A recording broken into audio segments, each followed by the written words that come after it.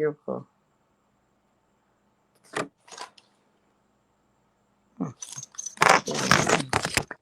Oh, oh, I like this better. I gotta get some reading glasses. Hi. It's what is it? It's Wednesday. No, Tuesday night. Okay. Hey. Hey. Am I here?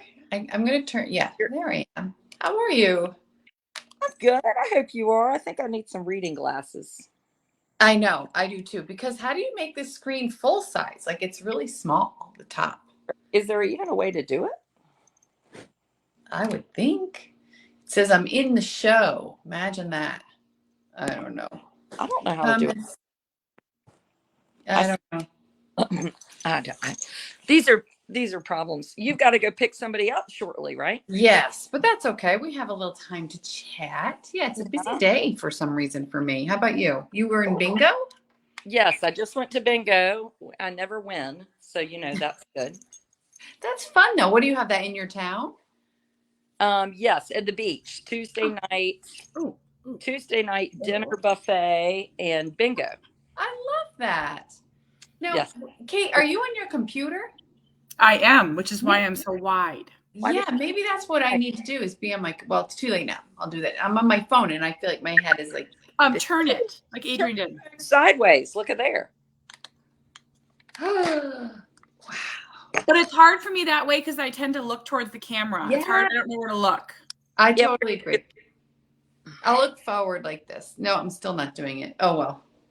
At least I can see myself.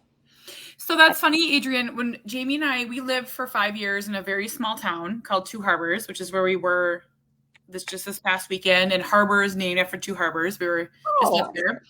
And we reminisced about how we miss the meat raffles and the bingo and the pancake breakfasts. Like, they're wonderful moments. That's very like special small town. In Buffalo, they had like great chicken barbecues, really community kind of events. Our town doesn't really have that here. But. Yes. And like my sister, whenever she'd come and visit, we were like, hey, you want to hit up the meat raffle? Oh, no. What is a meat raffle? Guys, what is a meat raffle? You guys. There is nothing better than a meat raffle. You play like a game at a bar and you, instead of money, you win like a pork chop or something. So you leave with like a pack of meat. Oh, that's so interesting. Never heard of this. Well, come spend some more time here. That is fascinating. A pork chop. I think I'd bypass. Not a big pork chop fan. There's steaks, there's chicken, there's all the things. No, I like a pork chop. Do you? Other than some mushroom soup in the oven. Let me ask a question. Here's a funny question. What is the most redneckery thing you've ever had? Okay, I'm going to start with mine. Wait, what's the question? Finish the question. Okay, what is the most redneckery thing you've ever witnessed or been a part of? So when I lived in Two Harbors, the town I was just talking about, when a deer was hit, people would post about it and they would run and try and cut the back strap off to cook it cook it up. We didn't do that, but that's a real thing. I think wow. Serial killer tendency. I do not think that's a redneckery. No, neither do I. Oh, it totally is redneckery. I'm going to challenge the word redneckery right off the bat. Like that. That's new. What about when people cut the testicles off and hang them from the back of their truck? Oh, where are you people? I've never actually seen that. Me either. My go-to, and I grew up in a very, very tiny town, very poor town.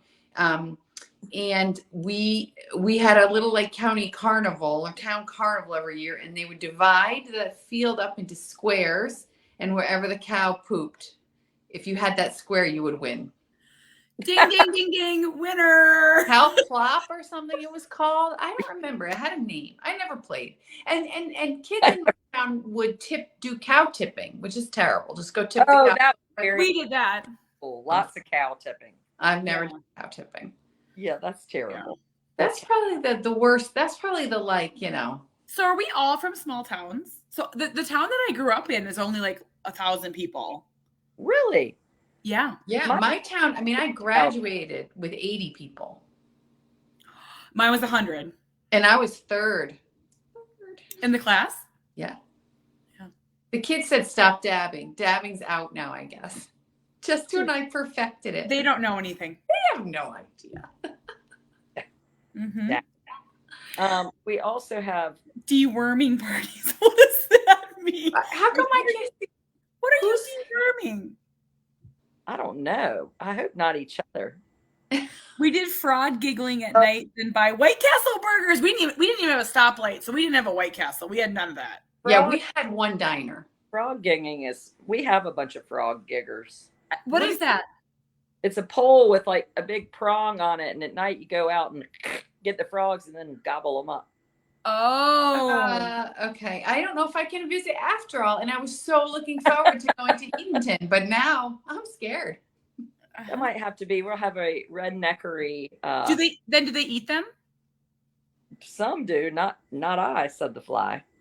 So this is kind of funny. So my son Sawyer, who's 10, he's pretty rigid in his diet, but he's branching out because of YouTube, honestly. So it's like Takis and spicy food concoctions and things like that.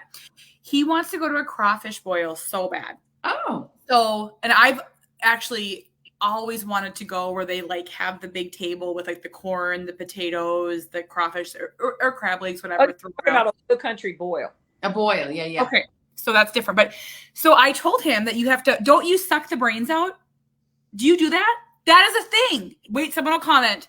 They like put a hole in the head of the crawfish and suck it out. So I was like, Indiana Jones. no, it's a thing. Someone's going to comment. Man.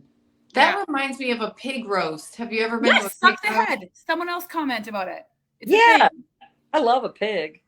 Oh, yeah. I don't like to see my food kind of displayed out like that. I'm weird. Ooh, I love a pig roast. Oh, my friend had one for her birthday party. It was fun because she had a DJ, but I could have lived without the pig. Love the DJ, not the roast pork. Exactly. Not the ribs on display. Did you guys ever have, so when I met my husband, they would have like a clean out the party, like kind of like a, what was it called? Oh my God, it was called, I can't remember, but like they would take everything out of the freezer, a wild game feed. Wild game feed. So I met Jamie. He's like, you want to come to a thing? And I was like, you know I do. And it was a wild game feed. And it was like fish, raccoons, squirrel, everything you could imagine. Like deep fried. Like anything that was in your freezer just waiting to be used up? And why was that in their freezer? Yeah, that's my next question. Unless they were hunters. Is hunting? Hunting, yeah. Hunters. Yeah. What is the strangest thing you have in your freezer? Right this minute? I still have breast milk. Ooh. Well, that's not that strange. I don't keep a lot in my freezer. I'm kind of weird. I don't stock. That's a big complaint in my family. Nothing. Trader Joe's pizza and breakfast burritos. That's probably. Jamie just came back from El Goma on a 5-day fishing trip, and he brought home a cooler full of salmon. Oh, that sounds great. Oh, this is really cute, you guys. And this is weird, so please don't judge me.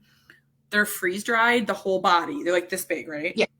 Just no head. And they're beautiful. They're like, Winnie like carries them around. And like we make her put them away. And she's like, baby sharky, baby shark. And we're like, girl, you need a doll. Now, Adrian, don't judge me, Adrian. Yeah, what's in your freezer? well, What's in your wallet? What? Oh, she got mad.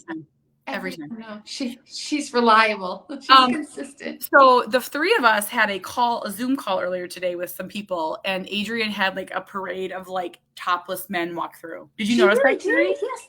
And they are beautiful, handsome young men, but they don't wear shirts in this area. And we're shirt people. We're shirtless here. You're shirtless. Okay. So like I have a neighbor who has a boy that just graduated college, and he's like a doll. And like I like will look out the window and there's like 10 like men in like little, and the shorts are so short these days. The shorts are short now. Yep. And I'm like this, like up on the window, and Jamie's like, "Could you act casual?" And I'm like, so my oldest, who's in college, he's 20. He was famous for no shirt, and Adrian, we're saying how you have young men that are just in shorts a lot. on our Zoom earlier, you had a parade of young men. Yes, I'm trying to get away from them right now. They're going swimming, so they're all stripping. Oh boy. Well, you could go back just to supervise and make sure it's like a safe. What happened to me? I got thrown off. I don't know. StreamYard doesn't like you either. Maybe Facebook thought you were like starting a riot. She's always in trouble. Yeah, so my oldest would try to come in the house with no shirt, and we scream at him to put a shirt on. Is that a geographical thing? Because my kids. Wait, they have to wear shirts to come in the house? There's no shirts here. We're a shirt. Why? I don't know. Everybody always has a shirt on. Well, when he would come in after working out, he'd also be sweaty and disgusting. Now, I don't like sweaty people to lay all over my couch. But yeah, no, I don't like shirtless people on my couch. Well, as long as they're not sweating. But I'm used to like wet bathing suits wallowing around. You guys have a pool, Adrian, or they're swimming out at the beach? Right now, we have a pool at like our condominium complex. Oh, that's so nice. I think if we had a pool, it might have felt like different. But if you have no shirt on, there's like no reason to have no shirt on here at my house. So I wonder if we'll disagree on this. I'm interested and for anyone watching, Carrie and Adrian and I don't always think the same way. That's one of the beautiful things about our friendship. But I'm always right. So, yes. So Cooper, we're working on clothes. Cooper has come a long way. For a lot of years, he was naked. Now he understands. In the morning, we're naked for a little bit, and then we get dressed. Like, we're really moving the needle. But Sawyer and Harbor, they're 10 and 4. They're still naked all the time. And 10-year-old, I think my time's limited, right? Yeah. But so I had someone comment on my subscriber page and say, Kate, I don't want to make you uncomfortable, but I think it's really inappropriate that your kids are still naked now that you have a daughter. You really need to change that. And like people, like it was like wolves attacking, obviously. Because I guess I grew up, my mom was very comfortable changing around me. Like, and first, I don't know the roles that are supposed to be, but like, we're very fluid here. Like, we're not private. Like so I said, when he's 2, I'm not nervous at all yet. I don't know. Should I be nervous? The 2-year-old girl? No, I think a 2-year-old. I mean, my kids took baths together. We had this huge bathtub before we redid our bathroom upstairs. Yeah. We threw them all in up until probably when my oldest was around 8. He was like, I wanted to have my own shower, and that felt fair. Mm-hmm. Yeah. And I would say with Sawyer, he's 10 in January, and he's still very comfortable being naked. But I think it's at the end. Yeah, because he'll start. His body will, Yeah. I think it's important. Now, my children might argue with me, and I read this somewhere. I didn't think this up, but it was kind of talking about exactly the subject you are. And this person's point of, we want our children to see what real bodies look like. And it's really stuck with me. Like, I want my sons or my daughter. And I remember seeing my own mother without clothes on. And I remember thinking, like, why are her bosoms down there? But then after nursing 4 children, those are my bosoms. And they look like hers did, so it's not like strange, like, oh, the perfect, or your sons to know like what a woman's body looks like, or, I read this study about how breastfeeding now is more normal than ever. Like than it's ever been. And it's really going to impact the future generations where like little girls, instead of like when they're playing with their dolls, instead of feeding a bottle, they're actually nursing. And that little boys are learning about nursing. And I just love that because I've always nursed in front of my kids. I've always pumped in front of my kids. I'm done now, obviously. Oh, Blair like full on like had a nursed baby doll all the time. And I like that. I think that's like, why should we shame that? I like that. No, I think it's good. Yeah. I never found that it had to be me to stop it. And I bet Carrie'd say the same thing. It was like, just sort of let the children lead the way. Like lead the way. Absolutely. And I think what I do try to normalize now, as everyone knows, because Jack announces it, I had a hysterectomy, so I don't have that monthly period. But I do try to normalize PMS for my boys, what this feels like for a woman, what, they have a sister. Right. I don't shy away from that topic at all. Right. Me neither. Yeah. Because you don't want, again, like, it's normal life. Yeah, now, it's interesting, though, to have a child with autism. Amos is almost 10, and he would go to the grocery store butt naked and not so even. Adrian, for Cooper, it changed at 12. Okay. And so he sleeps. So this is really quite I think it's adorable, and we're probably weird because we're an autism family. But it used to be at 8:30 every night, no matter who was over, he would get completely naked and it was time for bed, wherever he was.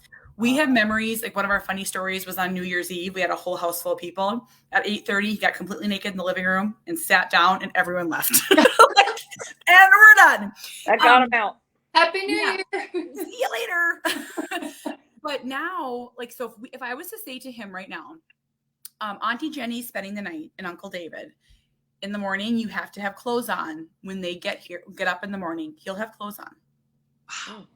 So I think it even if it's less instinctual, there's still something. He will do it. I don't have trouble making Amos do it. He is agreeable to it, but it is just that lack of modesty. Like if we're at the pool, he wants to take a wet bathing suit off. We have that same problem still. So he'll at least come over to me and say, in his way, I want to take it off. He doesn't just, before he'd get out and take it off at the pool. And, so he knows now, but it's not like it's instinctual, So we had a problem that has not fixed itself yet. So we have a pool and we have you guys have both been in my house. We have that sunroom off of the dining room that goes to the pool. And that's Cooper's get naked area, right? When it's just us, it's no big deal. We're really working on changing in the bathroom. We're not there yet, but we're working on it. Well, at the beginning of the summer, Sawyer had a friend over and Cooper, we were not fast enough. He got naked and went and sat down. No modesty, right? And apparently, and I believe Sawyer, the next day on the bus, this boy made a lot of jokes about seeing Sawyer's older brother naked. And Sawyer has never had him over again or mentioned him. Oh. What's so hard is I think this is a nice boy. I think he was probably just caught off guard. Yeah. He shouldn't have brought it up. But it's like these hard things are starting to happen.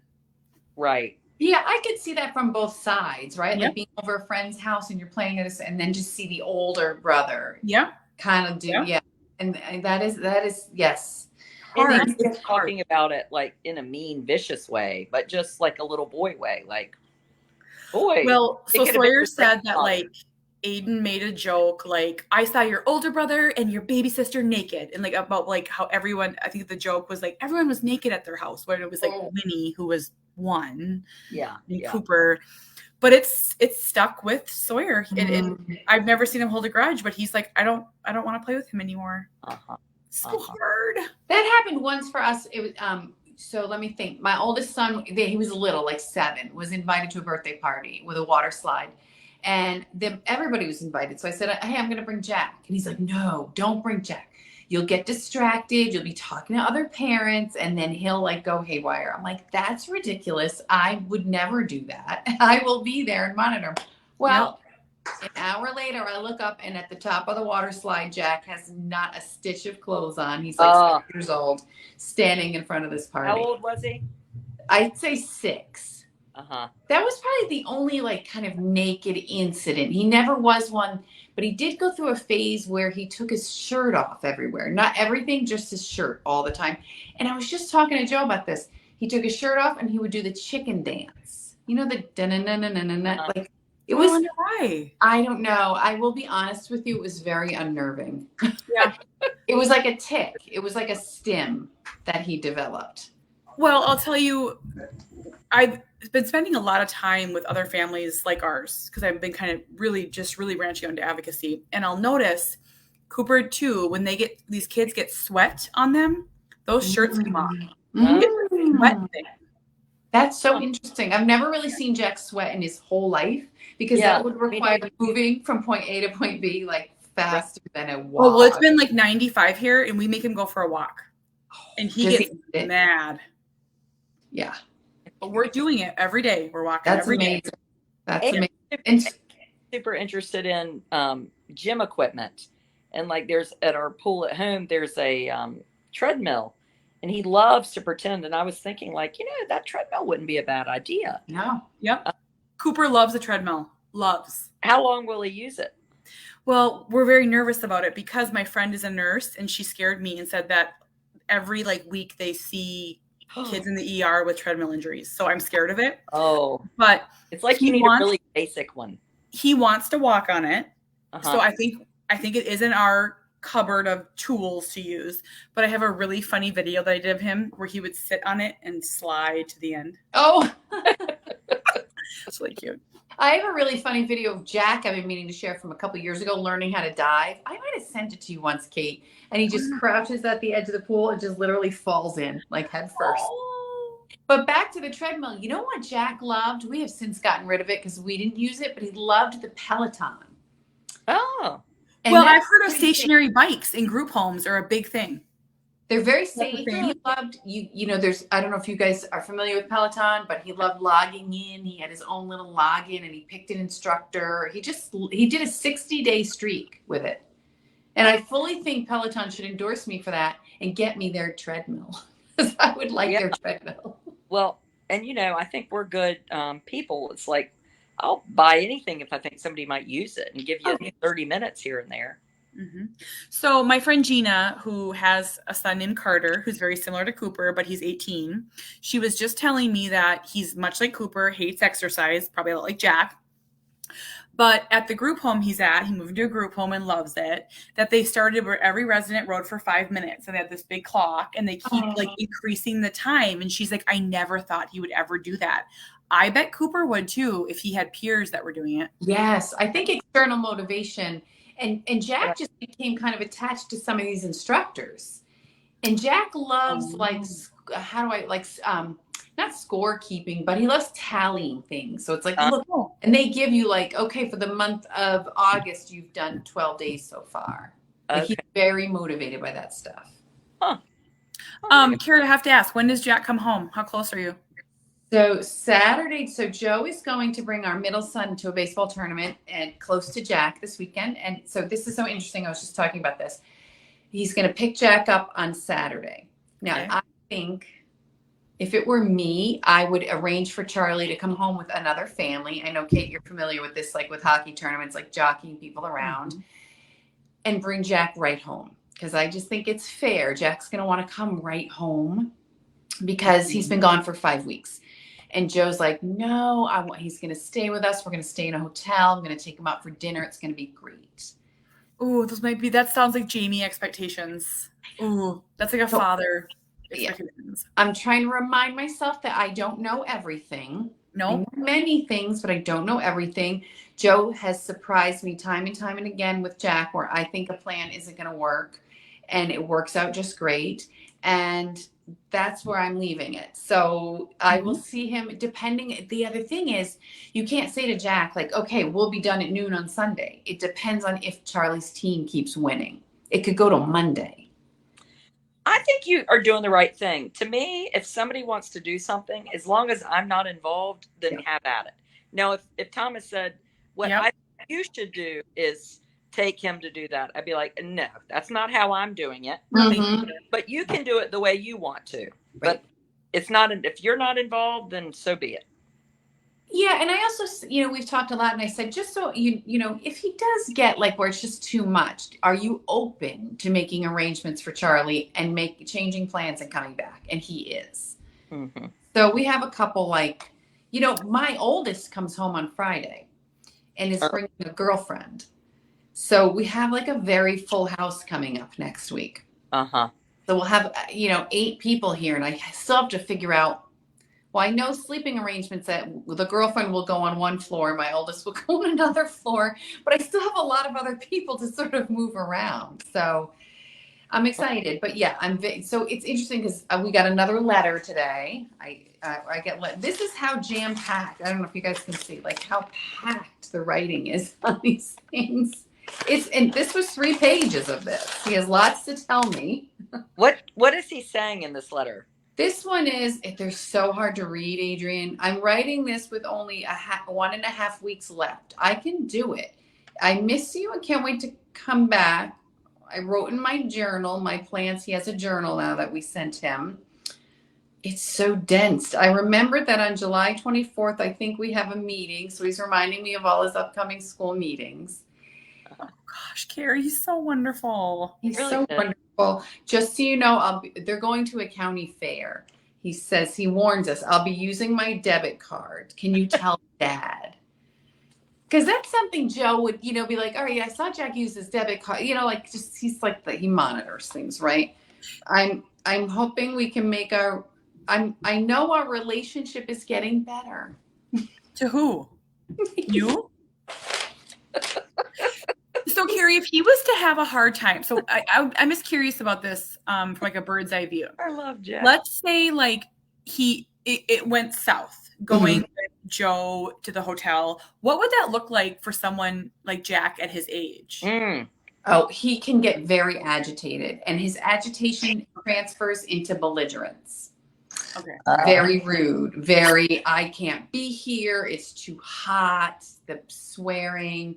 He'll kind of start picking at Joe. Joe's not as soft a landing for that picking, which is fair. Jack is not averse to a scene, even at 6'5". It's not a scene of like drop to the ground, kind of scene, but he'll get very, very rude. He'll become very, very rude and abrupt.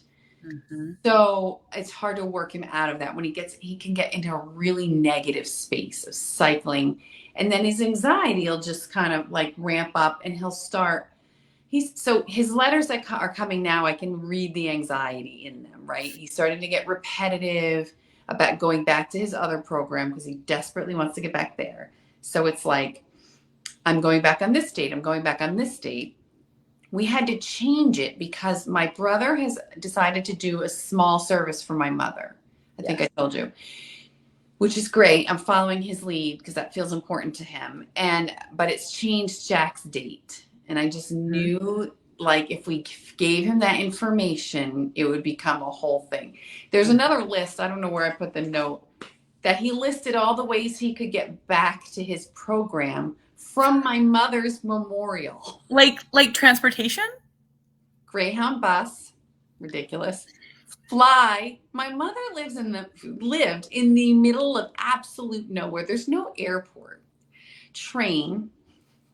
Joey can drive me. Joey can drive separate to my mother's memorial and drive me back. I love that one.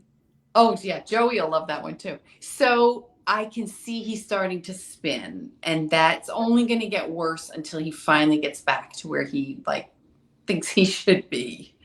So yesterday I had a dermatology appointment, and my dermatologist has 3 children, and one of her older sons has autism, and he finished his school program. And I was telling her, Carrie, she's not really probably even on Facebook, but I really want to connect y'all because he's 19, living at home, and he's working.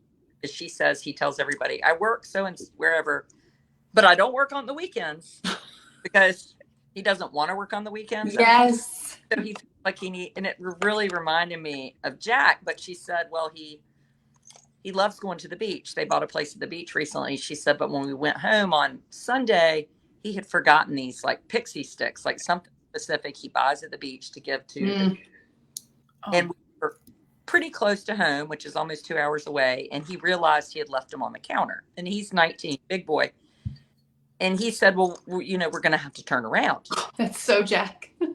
And he was like, yes, no, we're not around, we're here. And she said he got ready to like kind of self-harm, like he was gonna give him, because I said, well, what does he do? And she said, well, he got ready. And she said, all I have to say is, do we need to call the therapist?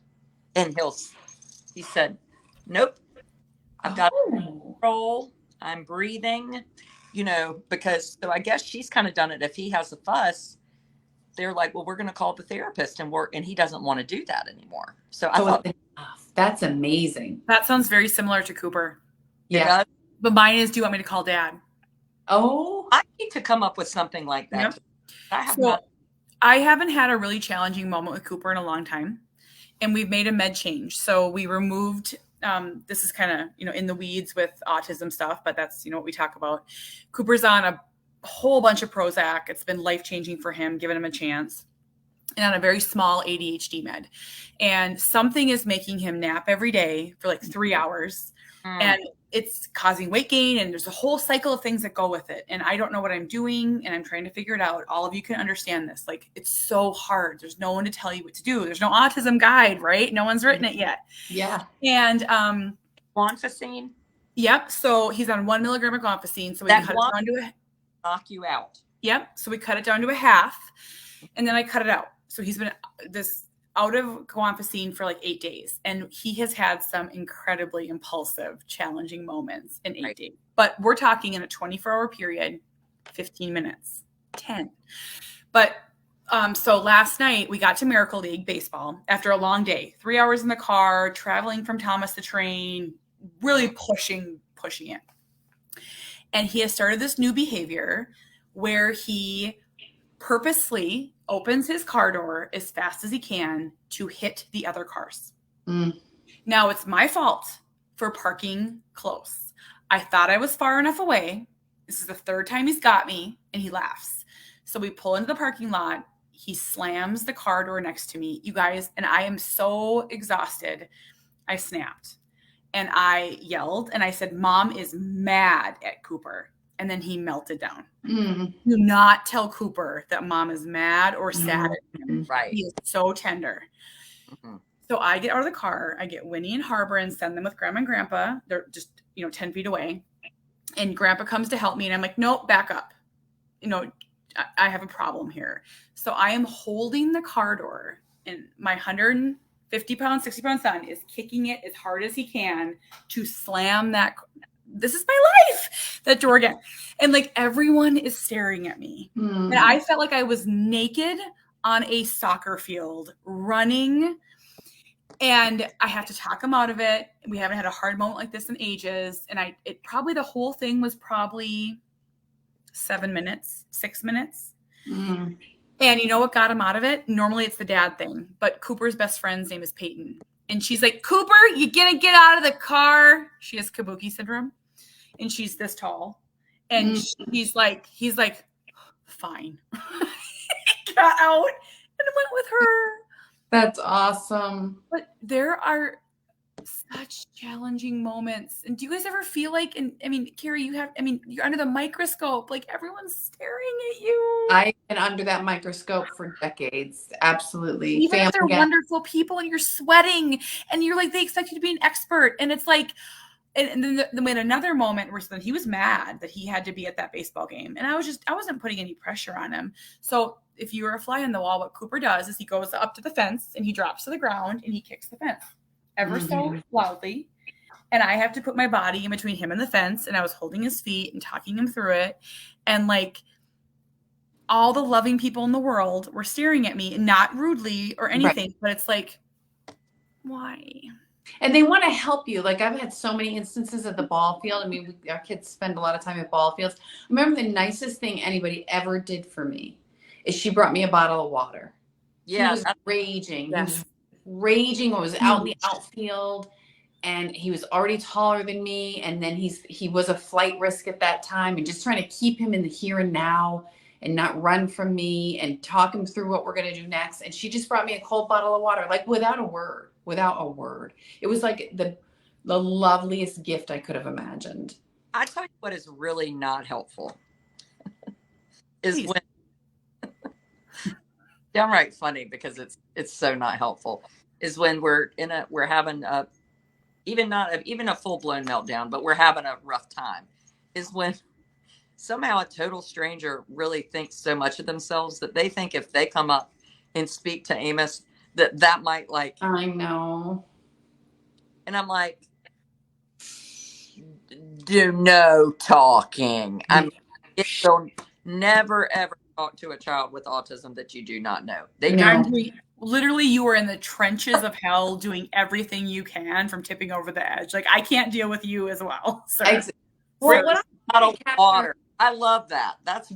It was just like, here's this, and I'm leaving. It was so beautiful. I know exactly who it was. And she's done several. And this is not someone in my sphere. This is someone sort of out of my sphere.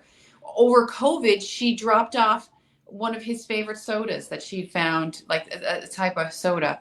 What I try to capture for people, because I know I post a lot about Joe and I being sort of in this nice, really pleasant season of our marriage somewhat, right? I post a lot about Joe, and it's all 100% true and from the heart.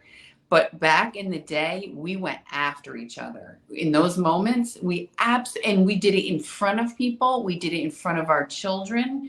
We were never our best selves when we were tested, particularly with Jack. Somebody being out of control, like we attacked each other. It's gasoline on a fire. Absolutely. And it took a long time. I would just want to say that to the young parents out there. Sit here. It took a long time, and marriage counseling, I'm not saying that glibly, to work out of that dynamic. So if that's you right now, and I'll tell you, it just happened recently. We were in Panera with my middle son who was giving us some trouble, and we had to talk him through a few things, and he got really testy with Joe. And Joe's kind of like a, oh no, you're not kind of guy. And I'm like, nah, here we're in Panera. Like, don't start yelling at him here, you know. No one yells in Panera. No one yells in Panera. We just eat bread as fast as we can. And he turned and he said, stay out of this. Like, really kind of like edgy. And old Carrie 1.0 would have taken that really personally. Like, how dare he? How don't speak. one up the intensity. And now I'm gonna go up. You're at a 12. I'll meet you at 15. Right. Carrie 2.0, improved version, was like, this guy's really upset. He's deregulated himself. We're being really like, this teenager is taking us places. And for the first time later on, Joe said, I'm really sorry I did that. And I don't live with my kids are home, so I don't live with an apologizer. I live with a fantastic man, but I don't live with an apologizer. No, and no. I like to think, because we gave each other that space, right? Where I didn't have to be in his face. Like, how dare you? So disrespectful. You make me look bad. That's right. Carrie 1.5. I did not catch the ball. Did not catch you the didn't ball. Catch the ball. My I think about that all the time. Yes. Let me just say, so I get actually, we were asked, the three of us were on a call today, and we were asked, what's the question you're most commonly asked about autism? And we all had different answers. But one that I didn't mention is, I am always asked, how do I help a mother who's struggling? I'm asked that probably daily. And my answer has really changed over the years. And I say, first, you're encountering someone in crisis. They may not return what you're giving kindly. Just so you know, it's not you. But some of the nicest things that were ever done for me, I have a very poetic part of my book where Cooper, I had to carry him out like a sack of potatoes. And I had Sawyer, who was 2, and he kept reaching his hand up to grab my hand at a shopping mall. And Cooper kept kicking it away. And I was like, just follow my voice. Just follow my voice. And I had a woman walk with Sawyer.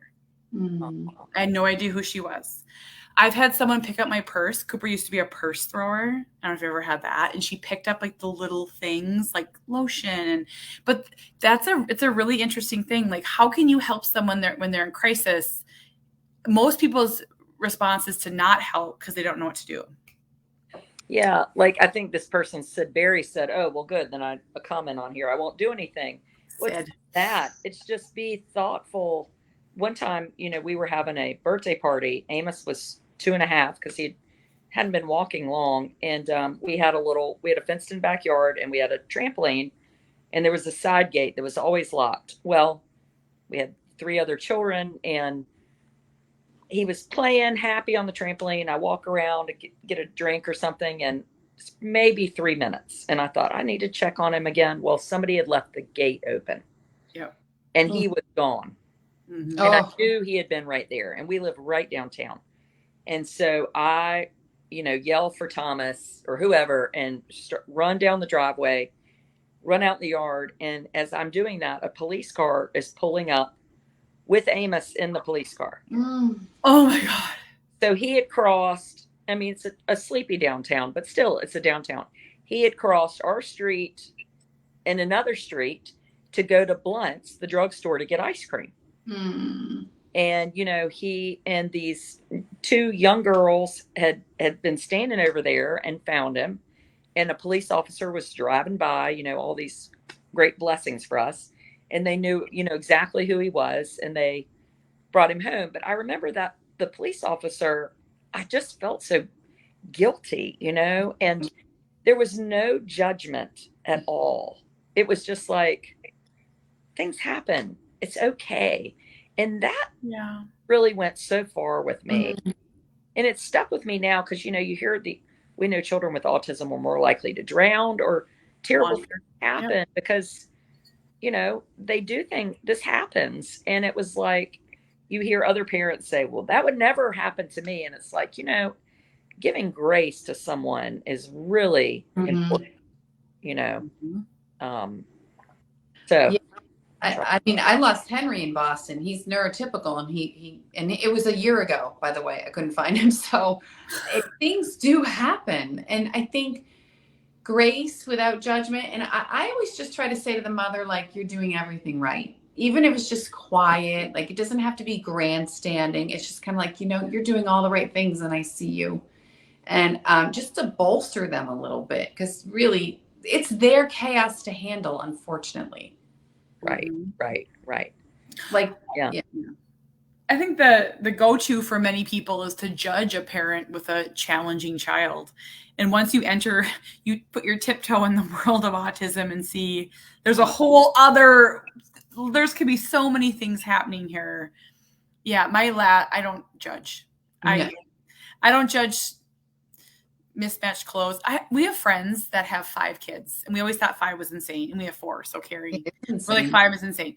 And I remember saying to the mom, who's a dear friend of mine, I was like, how do you do it? And she's like, I let go of matched outfits. I let go of clean faces, like all these things. And it was like this weird free pass for me. Like, I was like, okay, yeah, it doesn't matter.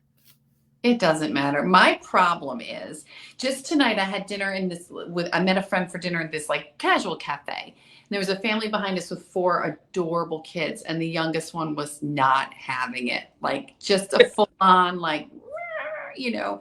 And I said, "Oh, please, can I take him home?" Because to me, now yeah, that I'm out of it, that's delicious. Like that. right, I'm not laughing because I'm belittling anybody. I just think those days I know loom so large to people when you're in them, but to me, it doesn't bother me. The noise doesn't bother me.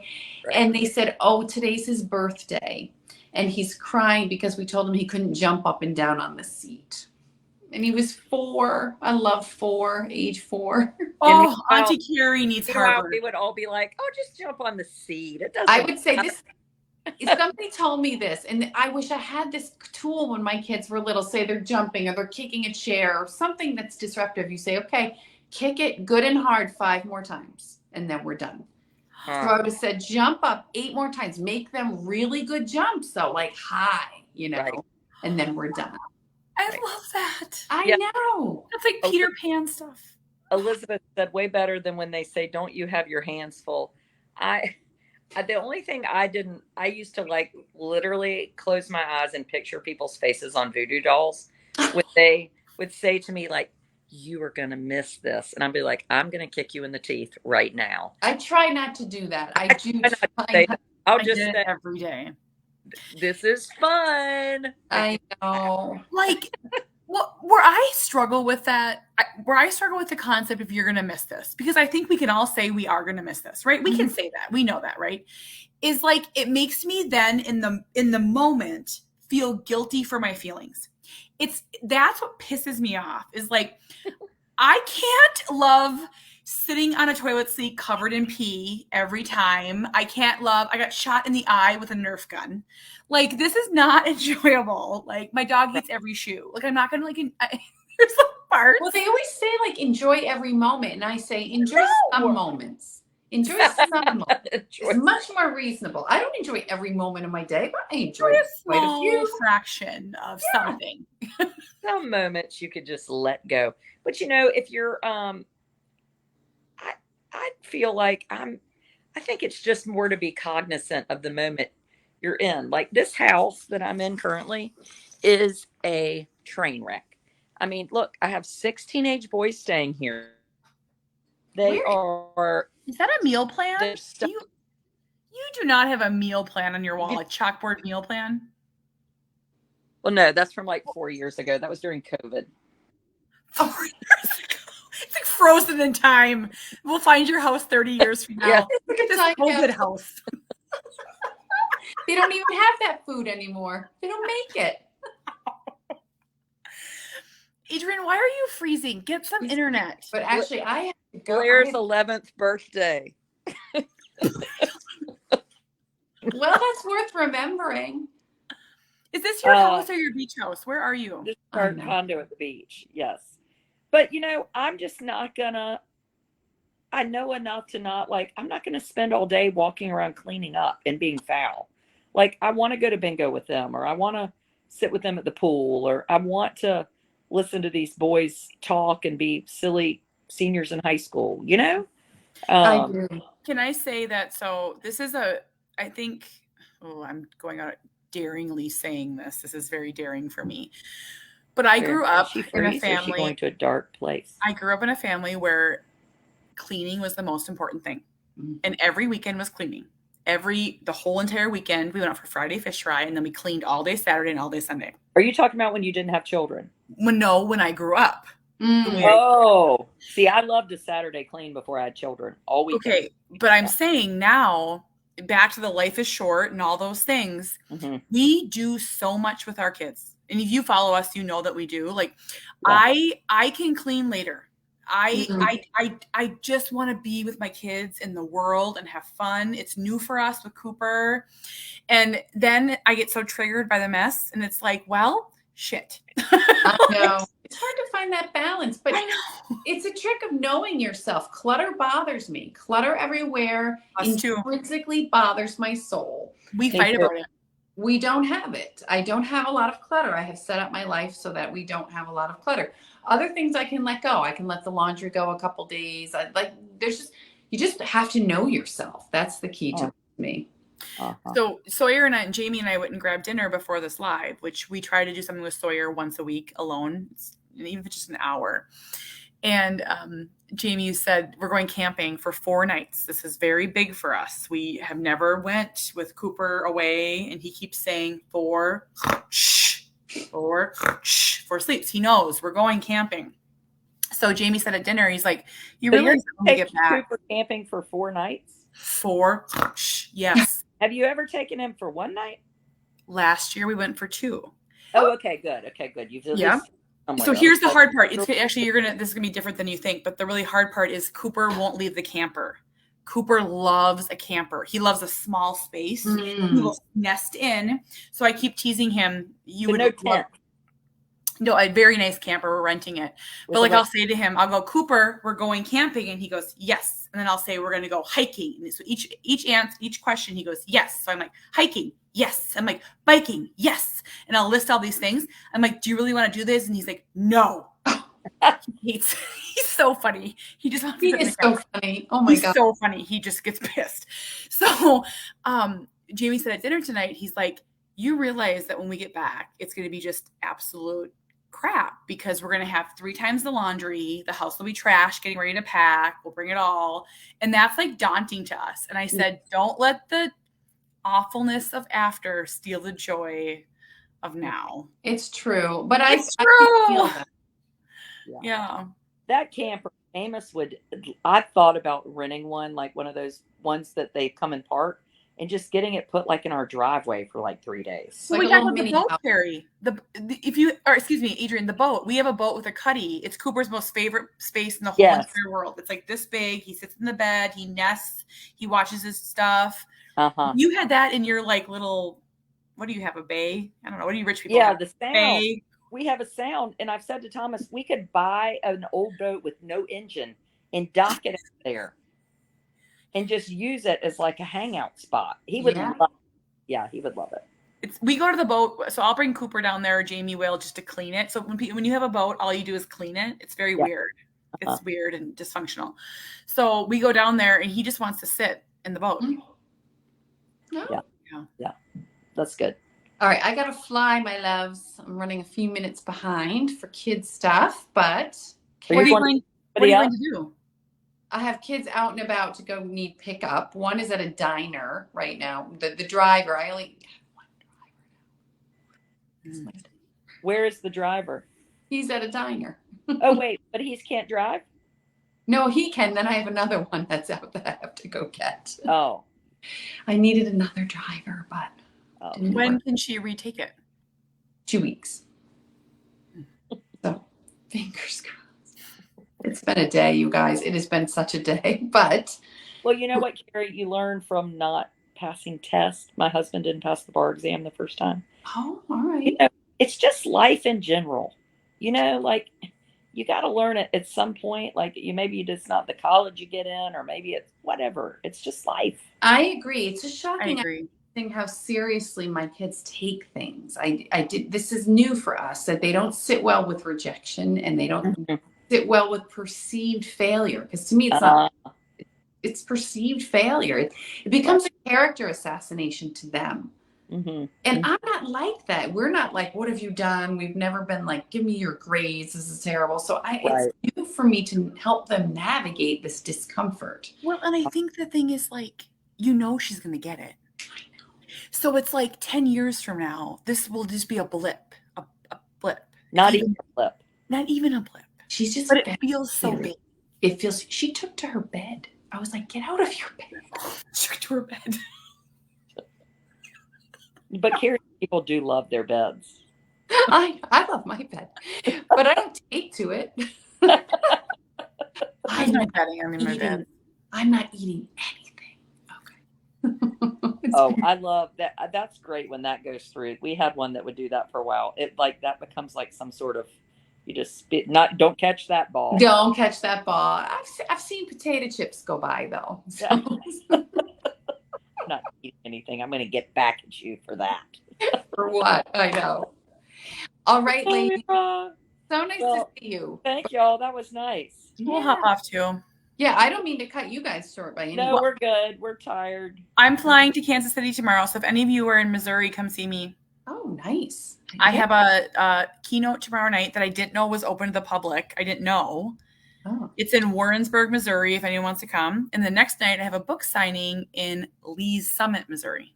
Oh, well, have a good time. One of my followers is coming to your book signing, and I can't think, but she messaged me because I talked about how we went to see Pink, and she's 73, and she said, because you went to see Pink, I got my own ticket. I'm going by myself to go see her.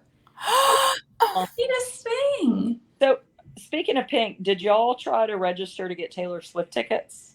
No, but we're not big fans. That's not my world. Yeah, I think she's great, but I'm sure Blair is though. Is that Blair's world? Oh yeah, it's Blair and my oldest Thomas, his world. But we did not. We're on the wait list for the registration for the ticket. Where's your closest concert? What's the closest? Miami. You know, my parents are stay near Miami, so we can stay with them for free. So that's the one we're interested in. Okay, I know. How much are the tickets? Well, I don't know. It's $7,000. No, I think if you buy them early like that, they're like 70 or 80. I think they're reasonable when you get them then. When you pay the $700 is when you're buying them, scalped. She came through here and nobody in my house went, but I know my daughter's friends, it was a big deal to go. Where was the closest to you? Boston.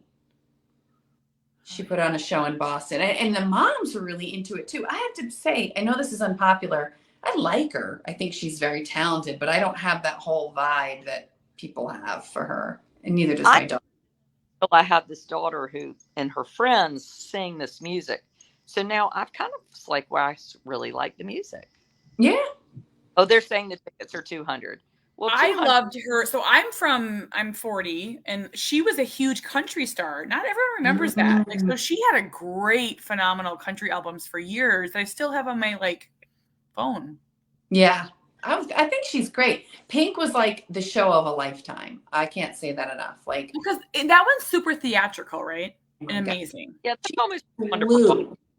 I wanted to post it on Facebook, the video I got, but I thought of you, Adrian, because if you post, she's singing in it, so her music would get. Yeah, they would give you the big.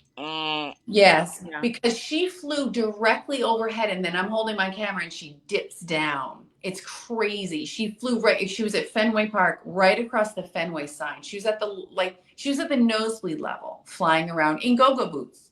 Well, you could make a reel and then cut her music out and then play the same song. I would do that. I I've would done like to, because it was just so cool. last week. Yeah. All right, I might do that just so people can see. But all right, I have to fly. Everybody have a great rest of your week. Kate, good luck traveling. Bye. Bye. Bye. Bye, Adrian. Have a good night. Bye. Are you leaving? I don't know. What are you doing? Well, I try not to go upstairs till the kids are sleeping. Are they in bed? I don't know. Oh God. I hear a lot of noise. So our air conditioner went out. So this is really funny. How are So you we have it up there? Well, it went out a while ago. And actually it went out when Jamie and I were in a fight. So I couldn't ask him to fix it because I wasn't speaking to him. So I had to suffer in 85 degrees while he slept in this air conditioned basement, that bastard. So then he came up the next day and he's like, man, it's hot up here. I was like, really? Didn't notice. Don't I look in? Yeah. So I thought that was interesting so Thomas is mad at me because I talked about this person that's running for governor in North Carolina that I don't like. I love your fights. And he is like, he's mad at me. And you can't get mad at me for not liking the same politician you do. Okay. So Jamie and I once had a very big fight about Trayvon Martin. Do you remember that name? Oh yeah. So I think this does happen. This is a real thing. Was he mad at you though because you talked about it publicly, or because you just don't like him? Yes. He was mad that I talked about it publicly. He somehow feels like it rubs off on him, then people will be annoyed at him. But if Thomas wants to believe any crazy stuff that he does, I don't worry that people are going to think I'm nuts too. That's actually a really good question. Has he ever had anyone say anything to him about you? Oh yeah, You've never mentioned that. This is why. So he evidently, his friends are, mad because they're probably giving thousands of dollars to this candidate that I'm going to annihilate and he won't win governor. And they're mad at me because I did it to their last candidate too. Shut up. Are these your friends too? Yeah. But I mean, I can't help it like these dummies. Do you have a specific party that you skew towards? Like, are they like... No, but this happens to be this fella's name's Mark Robinson. He's filed bankruptcy a few times and he fancies himself now a politician.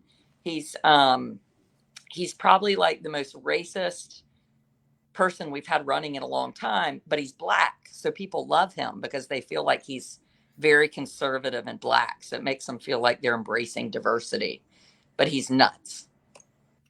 Oh my God. So this is sort of a problem. Are you guys like silent treatment? Are you like fighting? Don't any of you go tell him I said this either. No, he sent me a text while I was at bingo and he's mad at me. So then instead of... What did the text say? What did the text say? I mean, I can't even read it. Then I call him and it goes straight to voicemail. So he's got it like... So then I start sending him text of quotes of the things this person have said. Like... You sent him that? Yeah, I started sending him quotes of this guy. Oh my God, I love you. I love you. He doesn't respond. So now I'm like, well, should I just ignore him? Is he going to be mad at me like all week? Is he going to get over it? Like, how big of a deal is this? I don't know. So when will you see him? Well, tomorrow. Can you really quickly, now when you mad at me, because I don't like people being mad at me, particularly him. When you wait, no. When you were being sued by that crazy lady when you ousted the child, wasn't he super mad at you for that too? Like, yes, we were gonna lose the house, or like, wasn't he like? We got sued. I got sued for $12 million. Like, who opened the letter? Like, who opened it? It was me, and he's so mad at me. He was like, GD, lawyer. I mean, it was horrible. Horrible. What'd you do now, Adrian? Who'd you piss off? But the thing is, he knows that what I'm saying is right. But it's where when you live in a small town, what happens is politics becomes social. So where we live, it's the Republicans that are kind of the upper echelon group, right? Same here. Yep. And maybe it's like that everywhere. So so there are a lot of people that don't lean that way politically, but what they do is they just don't talk politics because they want to go to all the parties and have a wonderful social time. So they like talk to me on the sly, like, oh, I'm so glad you said that. But they would never openly say anything publicly. And I just think, I don't, I just think, I don't, I feel like I need to. Can I ask you a question about the South? So, like, do you guys have parties a lot? Like, is that like social gatherings? Is that a thing? Like, we're so in sports and kids, we couldn't even fathom. We tried to have a pool party this year with all the neighbors. Like, couldn't even work out. Yes, there's a lot of parties, but as Thomas says, we're probably not getting invited to many of them because I'm making people mad. But we live in a little town. Like, so if you had a birthday party for your child, you would also invite the whole family to the birthday party. Okay, yep. And we do that when they're younger. And but so our families are probably smaller. We did that for Blair's 14th party. We invited the families too for hamburgers and hot dogs and the kids. And that's pretty usual. But yes, there are some people, particularly those without small children, but that routinely have parties. Like, it's a football game, come over for a party, or it's, whatever. I feel like on, like, and this is ridiculous, so I'm being funny, but like on reality TV in the South, like, it's very boozy. It's like very like boozy, fancy parties. Like, do you guys like wear like fancy dresses and like drink martinis all the time? Some people do. I don't, but like tonight, Tuesday night is bingo at the beach, and bingo is dressy, so people definitely but here, I'll show you what I have on. Bingo. Oh, you're cute. Bingo's dressy? Bingo here is down and dirty, like cigs and troll dolls. No, this is dressy bingo. Yes, dressy. Oh, dressy bingo. Is it drinking bingo? Yeah, dirty martini. Your favorite, my favorite. Oh. Vodka martini.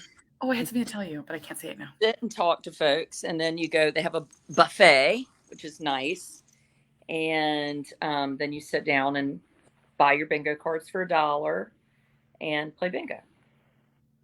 That sounds lovely. Where's Amos? Is he home? Is he at home? Amos is at home with my husband and our nanny, and I was trying to have a few time down here with these big kids so I could like go to bingo. That is not something we've ever tried to take him to do, because as you know, if you do that, that's a commitment to him. Like, then I'd have to leave and pick them up late. It'd just be a mess. So we've been here, but now we're trying to figure out. My husband's coming tomorrow, and then I just saw my nanny had texted and said, should I send him back with him tomorrow? So I need to really talk to Thomas about it, but he won't answer my call since he's mad at me. So now. Do you want me to call him? No. I'm sort of like half scared of him. She's the worst. Let's talk about it. What are you going to do about I'm her? trying to convince Jamie. So tonight I said, I'm going to your thing. I'm coming to your party in October. So I said to Jamie tonight, I'm like, do you want to come?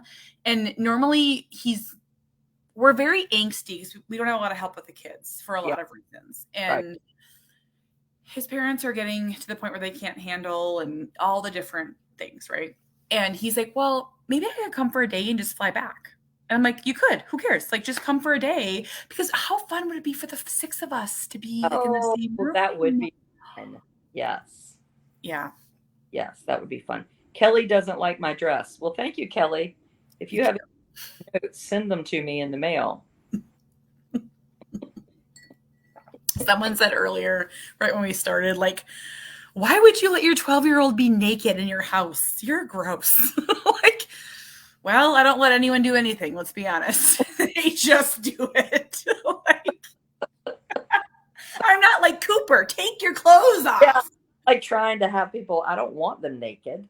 Rachel Flanagan said the funniest thing to me. I about died. I've been laughing for days. Like, she's a special needs mom, and she like looked at me. We were at the Barbie movie. A bunch of us moms went. Which, by the way, the Barbie movie's wonderful. I loved it. And I'm not into like, Loved it. I laughed out loud, but the joke she said was her daughter's special needs too. And she's like, there's something about looking at a naked person spread eagle and looking at it like right in the dark side of the moon and being like, what the fuck? Like, I was like, I laughed so hard because I was like, I know, it's terrible. Like, but that movie, I laughed and I cried, and I did not think that it would like impact me. Did you cry during the montage at the end? No. Well, you're heartless. You're heartless. I know. I was trying to get him to not talk as loud as possible because he had the best time like reading all the signs and, just talk. And we were, trying to get through it. So I didn't cry. You cried? During that montage. And then my friend Robin sitting next to me said that was actually like, well, I love that it was the creator of Barbie. Was that lady? Sweet, but yeah, cry. No, I didn't cry during that part. I cried during the montage. That was actually like the people in the movie, their family home videos. Ooh, wait, what? Remember that like montage at the end? Like it was like, what's that called? Like the home videos? Uh-huh. Never mind. It was very touching. Yeah, but I didn't know that about those. Well, I didn't know any of this. Robin, my seatmate, knew all the things about the movie. Yeah. We were all drinking though. We a bunch of us special needs moms met before and had dinner and drinks, and then we were at a theater where you could drink and eat. So it was so fun. I love going to a movie. So when during COVID, well, whenever it came out, times were tough. It must have been like a little bit post-COVID because movies were open, but I snuck away and went and saw, what was that movie where the crawdads sing? Oh, I've never seen that. Oh, I got the biggest bucket of popcorn, the biggest Diet Coke and Milk Duds, and I just like sat by myself. Like at one point I was like cleaning it all out. Like, and then Jamie called me, speaking of ignoring calls, he called me a dozen times and when I got out, he's like, "Where are you?" And I was like, "I'm at a movie." So fun. See, I do. I have a hard time going to a movie at home because I feel like I don't usually have a babysitter. It's the kind of thing where I'm like, Thomas, I'm going to take so-and-so to the movie. So I just sit there anxious, waiting for the phone call to come. Like when I'm getting home. And that's like why a week like this is, I mean, 3 days. Like you just need a few days where you're not on edge of like, somebody's waiting for you to get home so you can do a bunch of shit. So that's interesting. So Exhausting. Jamie would never, so I do so little outside of the house. He would never call and wonder when I'm going to get home. Does that happen to you? Yeah. Especially even before Amos when they were little, like, or just not being late or yes, it does. It does happen. Uh-huh. Yeah. Actually, one of our points of contention is he's like, go do something. And have you ever been so tired that you just can't fathom like going somewhere? I don't want to go to the mall. I don't want to go to a bar. I don't want to go out with friends. I get so tired. I can't even function. But if I stay in the house, there's no hiding. That's kind of one of the problems that I have. Like I can't go to the gym. I'm so tired. Maybe I'm supposed to sleep in my car. We've actually joked about renting an apartment. This is weird. We've joked about like renting an apartment just to like a cheap like studio to like go and sleep. So we're in the process of buying a little house in Edenton to use as like an Airbnb. Fun. And I really did think today, if that thing is sitting empty, like I'm going to go spend the night over there. Just a night, a reset. That's what I never have. I never have it. You can't have a break, right? I mean, even when I had COVID, I had Amos in the room, like keep him out of there. And Thomas was trying, but I mean, it's just impossible if you're face. So, okay, this is when I met Jamie tonight. So Jamie and Sawyer, Sawyer had a hockey game and he scored 3 goals, which is a really big deal. Right. And so I went and he called and he's like, will you come meet us for dinner? Because we never get time. And our goal is 1 hour a week. So it was here. And when I got there, I said, I am really struggling. And it's because, and you're going to relate to this, I am Cooper's person. Mm. And the intensity, it gets to the point where I can't take it anymore. So we had horseback riding tonight, and all the parents stand and watch, except for me. I have to be a sidewalker. I have to have my hand on Cooper's leg. I have to help him breathe. I have to talk him through. It is so stressful. Mhm. And I guess I just don't see that in other families. And I sometimes feel like I'm the only person living this like hostage negotiator life. Do you ever feel that way?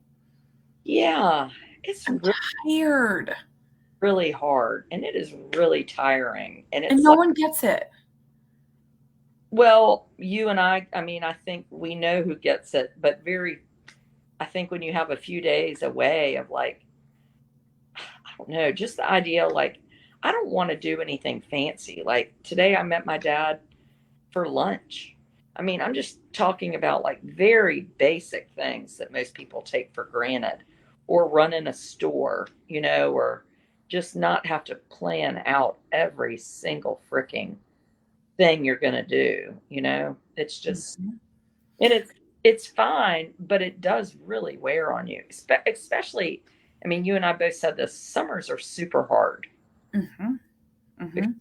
Well, like, so Jamie and I, we took Cooper for a walk today, and he does not love walking. And our goal is to get him to walk this like 6 block to a mile every day. And he runs to every mailbox. He'll sit down, he'll roll. Like, it's just imagine the most exhausting thing. Like cat on a walk. Yes. But he's more buttoned up with Jamie. So we get outside, and I said, give me the dog, Tanker on the leash. And I'm like, you need to manage Cooper and just give me like 1 block. And he'll walk with Jamie for 1 block. And then he's like, zoop, zoop, zoop, zoop, up, down, driveway, garage door, open the mailbox, look in the garbage can. Like, it's just,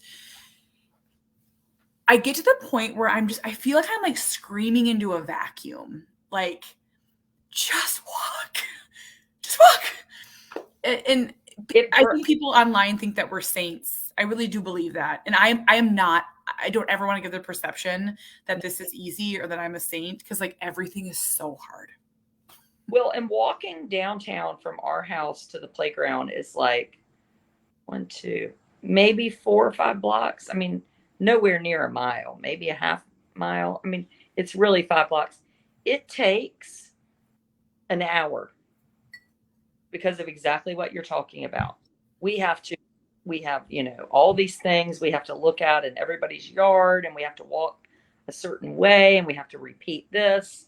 I mean, you can't just frickin' get there. It's like, Yes. yeah. You can't ever, there's no like, I'll meet you in 15 minutes. Again, it's just one more thing that's like, well, we're going to walk there. I mean, this is going to be a 3-hour activity. Well, and I think what you see is what you get. Like, I'm a very energetic, optimistic person. That's who I am. Right. And when it gets to here, like, it's like, I don't want to go for a walk. Actually, tonight, I didn't want to go to horseback riding. I don't have the energy to put on the fake smile, because no, that's negative. Right now, I have the most challenging kid, no matter what we do, but I always have a smile on my face. And I think that's who I am. That's my defense mechanism. And I was like, I cannot even fake this smile tonight. I can't. I just cannot. And actually, he had his best night of horseback riding. So that little shit proved me wrong. Well, and I do think, yeah, like when you were talking about going to baseball, I was almost thinking after that day, see, I think sometimes though you have to be like, you need to know when to say when sometimes too. Like, 110%. I agree. Do that. That's too much, because I feel like a lot of times when things go south is when I push the envelope, and I know I'm pushing it, like we've already done 3 things, or we've just had 2 transition, something just, again, just, everything has to be just so to go right. And that's with neurotypical kids too. I know, so my kids are off. Harbor and Winnie are 2 and 4, and they don't have daycare on Fridays. So Friday, Saturday, Sunday, we're doing a lot of family stuff. Monday's daycare, and I know that on Monday night they're going to be just a wreck. Like, they're so tired. Speaking of that, I have to go. I'm very tired. I know it's late. How late is it where you are? 10:45? Yeah. And I've been setting the alarm to take my 15-year-old to tennis. What time do you have to get up? 8. Are you completely healed now? Are you better From who? What? Oh, from your vid? Yeah, I think so. I have a teensy bit of a headache still residual, but I think so. Yeah. I had COVID once, and I got very sad after. Oh, really? I had like the COVID. There's like a COVID depression. Like I was like very down. Like I was like, I'm never gonna feel good again. That lasted for a couple weeks for me. Huh. Yeah. I don't have that, but I could if I started thinking about it harder. But please, let me know about Thomas and this like sitch, because I'm really invested in this. I love that he's mad at you. It makes me so happy. I mean, full on mad at me. Does he follow you on Facebook? No, he doesn't have Facebook, but he gets on mine. I might go change the password right now. Oh my God. I love your life. Okay. I will talk to you tomorrow. Okay, thanks. Thanks, Okay. y'all.